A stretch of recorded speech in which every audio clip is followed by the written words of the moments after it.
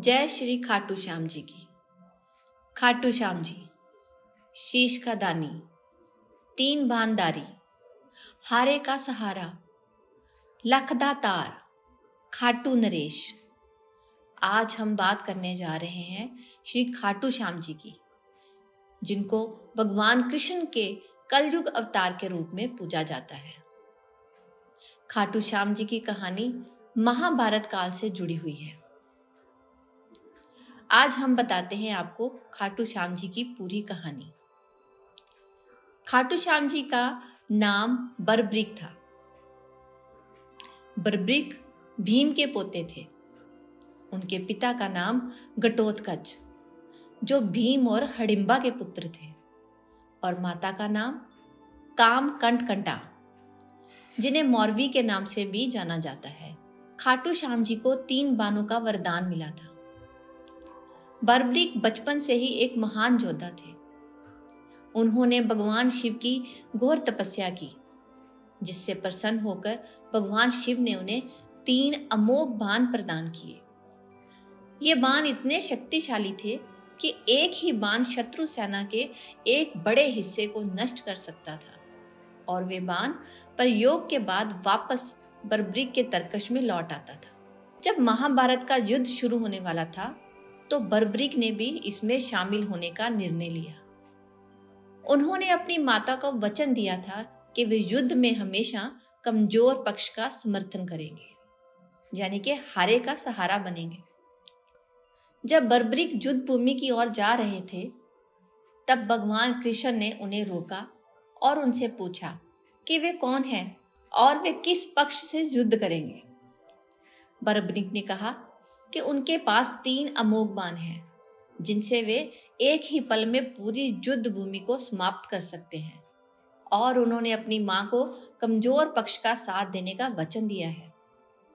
भगवान कृष्ण जानते थे कि बरब्रीक यदि युद्ध में शामिल हुए तो वे अपनी प्रतिज्ञा के अनुसार बारी बारी से दोनों पक्षों के सैनिकों को खत्म करते जाएंगे, और अंत में केवल बरब्रीक ही बचेंगे।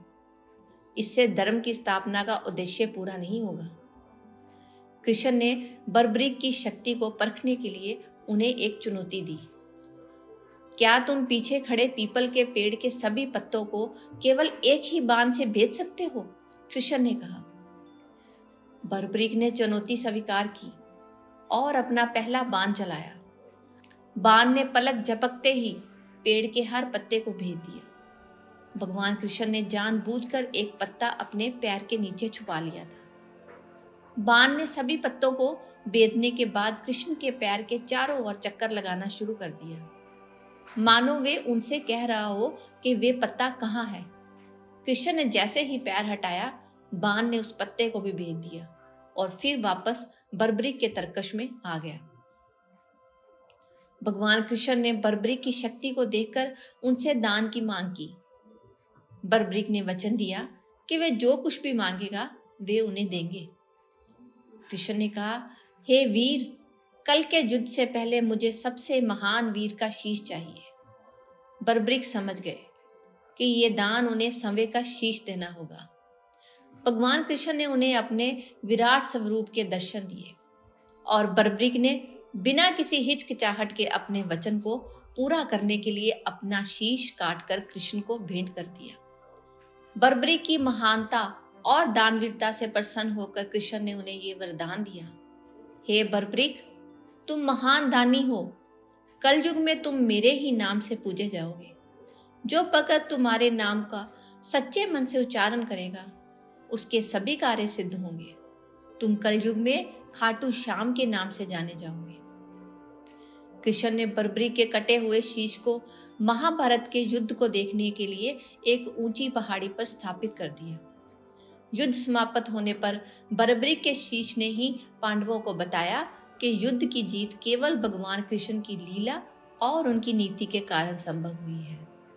बाद में कलयुग के आगमन पर उनका शीश राजस्थान के खाटू गांव में मिला, जहां आज उनका भव्य मंदिर स्थित है।